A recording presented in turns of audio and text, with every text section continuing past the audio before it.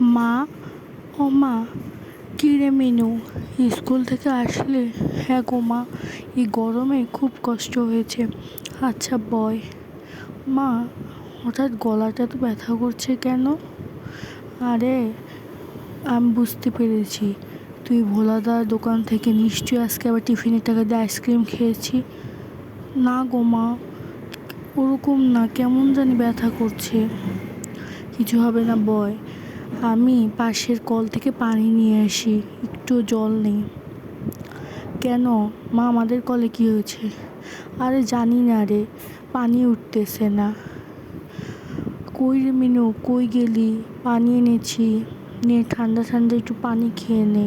ঠান্ডা আইসক্রিম খাইছিস না, এখন একটু পানি খা, ভালো লাগবে। মিনু, উঠছিস না কেন? উঠ, ঘুমিয়ে পড়লে নাকি? যা ক্লান্ত মনে হয়। সন্ধ্যা হয়ে গেল, মেয়েটা এখনো উঠছে না কেন? ও মিনু, মিনু, মিনু, শুনছিস মা? শোন। ও মিনুর বাবা, দেখো তো মিনুর কি হয়েছে। আমাদের মেয়ে আর নাই গো মিনুর মা, আমাদের এখন কি হবে?